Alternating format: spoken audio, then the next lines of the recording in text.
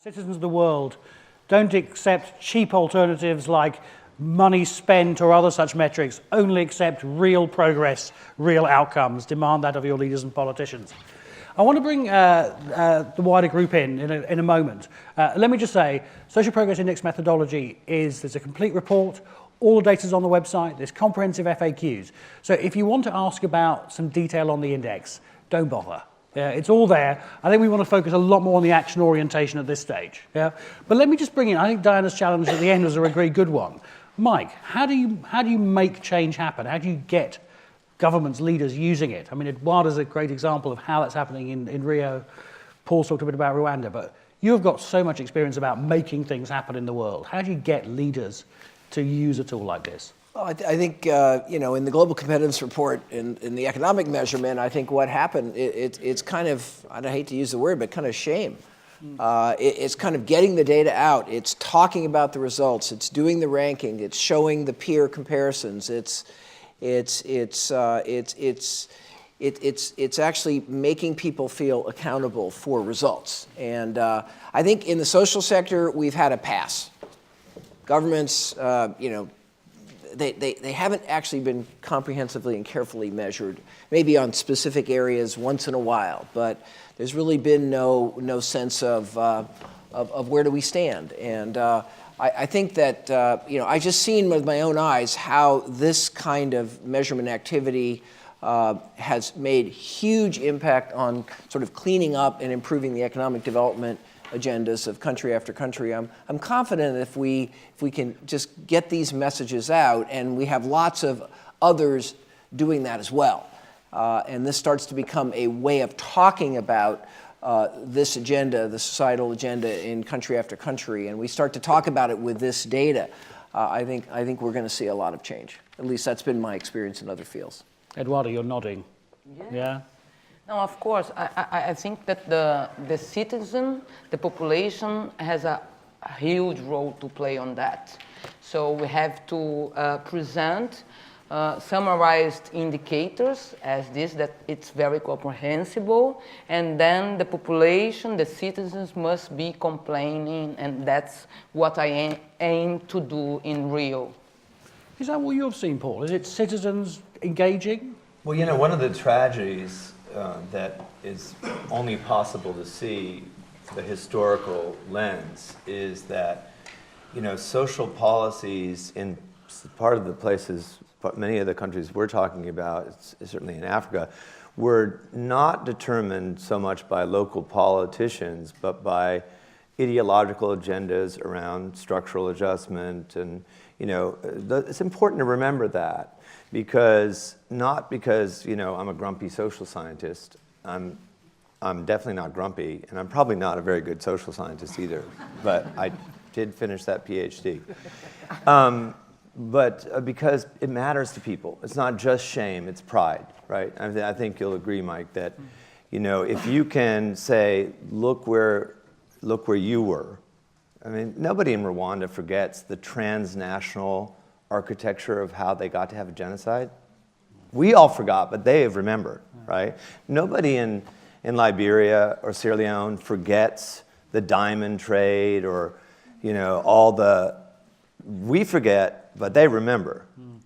And so I think putting that in there, which actually is already in the SPI, is rate of improvement and an acknowledgement of a lot of misery and suffering that was not of their own. I'm not just talking about the people we would serve as doctors, but even the civil servants, not of their creation. And some of them colluded or participated. Again, I'm not talking about Rwanda.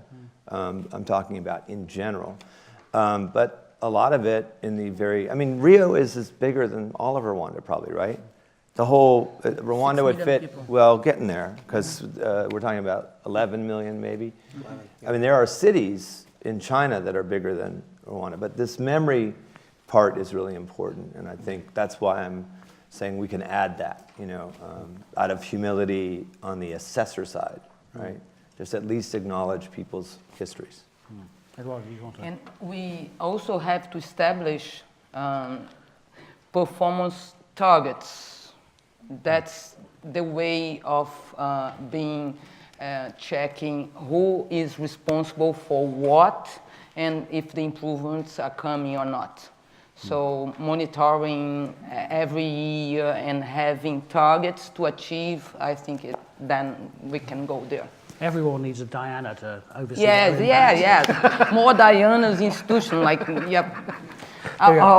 the world. You know that our new index, the MDI, More Diana Institution. That's not an announcement. Let me come to the audience. Who wants to jump in? Please, Bill.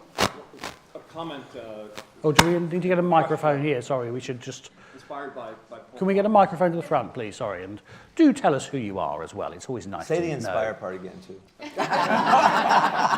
Bill Ackman, Pershing Square Foundation. Is this working? Try, Hello? you go. Yeah, there we go. Yeah, there we go.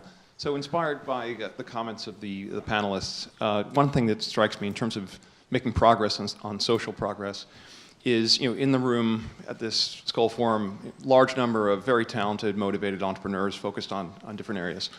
But unlike in a capitalist for-profit model where you'd see, mergers and integration and scale and synergies, and, if you think about the nature of many of these organizations is they spend a lot of time fundraising.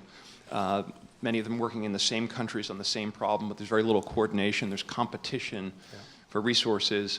That to me just seems like a very wasteful long-term model. So I guess maybe it's a question for Michael Porter, but without economic drivers, shareholder value type, performance metrics for these sort of entrepreneurial ventures, how can we create better collaboration, frankly, mergers where they're, we don't need so many CEOs.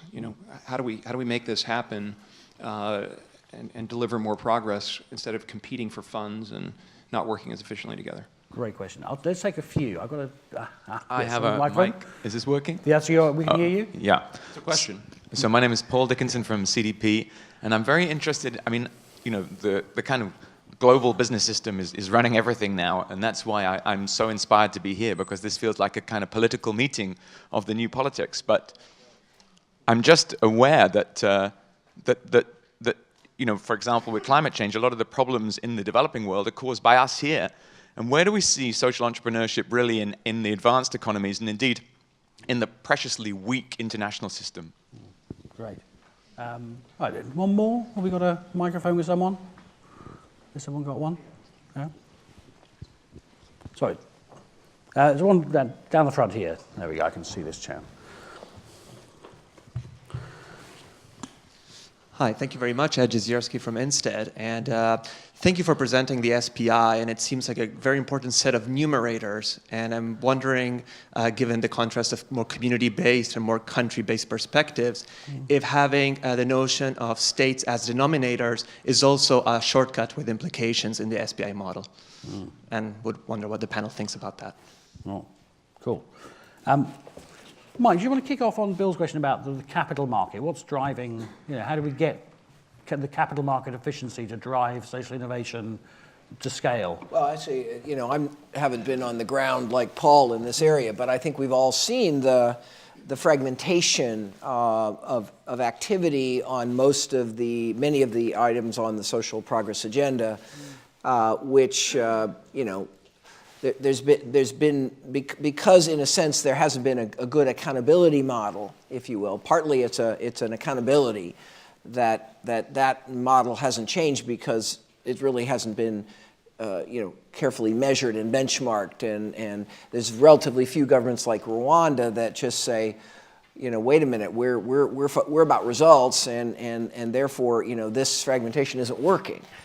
So I think part of it is holding these entities accountable, but I think this is a very deep issue in the social sector because we don't have the traditional mechanisms for driving efficiency and scale, and in fact it's incredibly complicated. Having been involved in many nonprofits and talking about merging, it's almost impossible. Nobody wants to do it. It's your project, it's your priorities, it's your priorities. And so I think it's a deep issue, and I can only turn it back to this group. If we really cared about the outcomes in our field, wherever we worked, how would we reorganize ourselves as institutions to actually drive those outcomes forward in the fastest way? Now, in Rwanda's case, the Rwandan government just says, okay, if you want to operate in Rwanda, do it our way.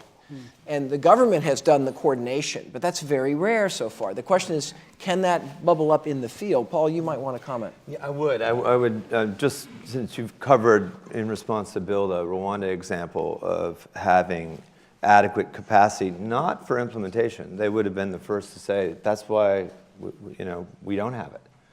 So there was an anti-NGO sentiment, although the NGOs complained very vocally that that was the case, and that had echoes in the State Department. It happened to be wrong empirically, but what they were wanting was saying we might not have the implementation capacity, but we have the coordination capacity and obligation. Now in Haiti, when we tried to push this forward as an NGO that had been there a long time, right after the hurricane and right before the earthquake, the Ministry of Planning, it sounds like something out of a Graham Greene novel. We don't have those in my country, Diana, as you can see, by our SPI score. In Haiti, we worked with 2 people who were assigned just to that task of coordinating NGOs, and they were both killed in the earthquake, those people, because the whole ministry collapsed on them. And so you wouldn't, I'm just using that as an empirical part of it. How do we capture the QPE, the quest for personal efficacy, that is like at really high titers in this room? This is my 10th time here, I think. I could be exaggerating, it's online, but I've been here a lot, and there's a lot of QPE. I have it, we've all got it. We want to be successful in the social sector. How do we capture that and still say, as the Reverend Tutu the Younger said, we have a goal, and here's where it is. It is inclusive growth in the words of some, but it's global health equity, and it's global health equity in the words of others.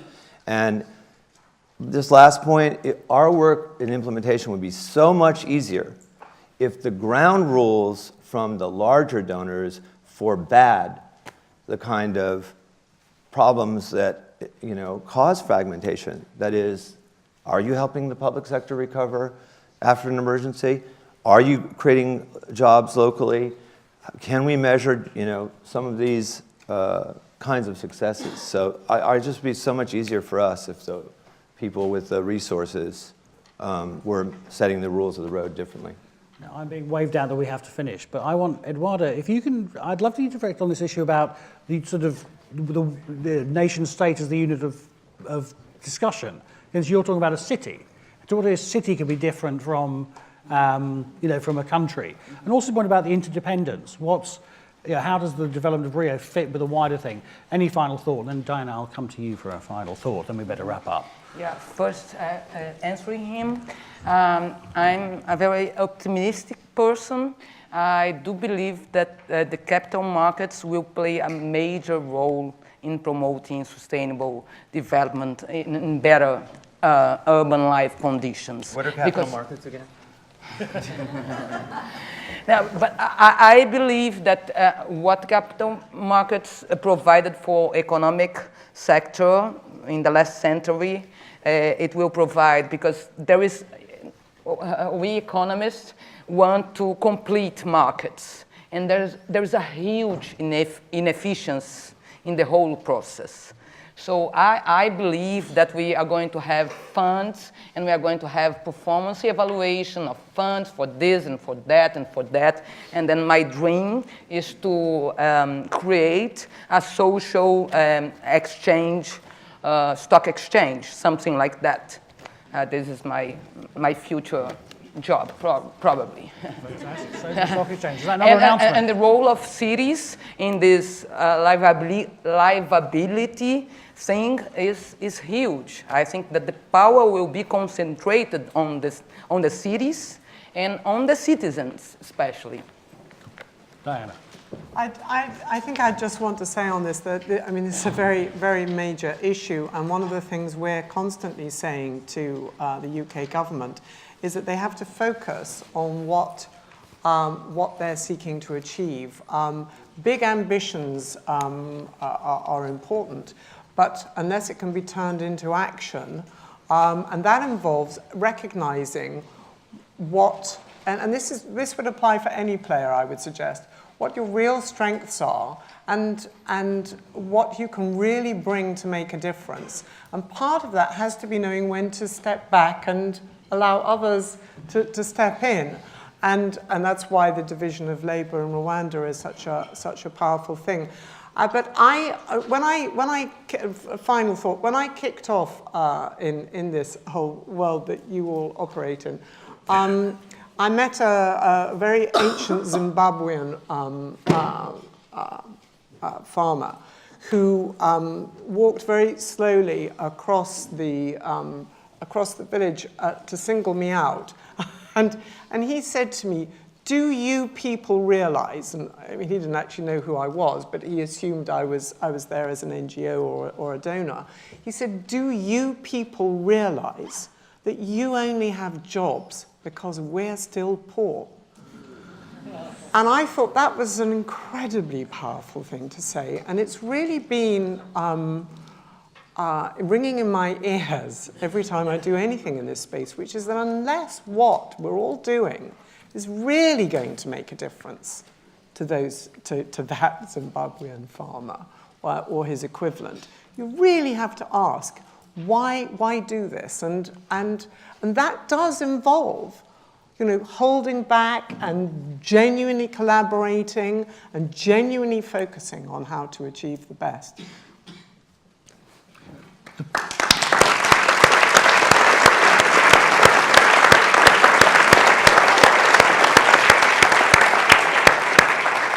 Diana, thank you. The paradigm shift leads to the reality shift of living in a world without poverty. Fantastic ending. Thank you, panel. Thank you all. It's been a pleasure.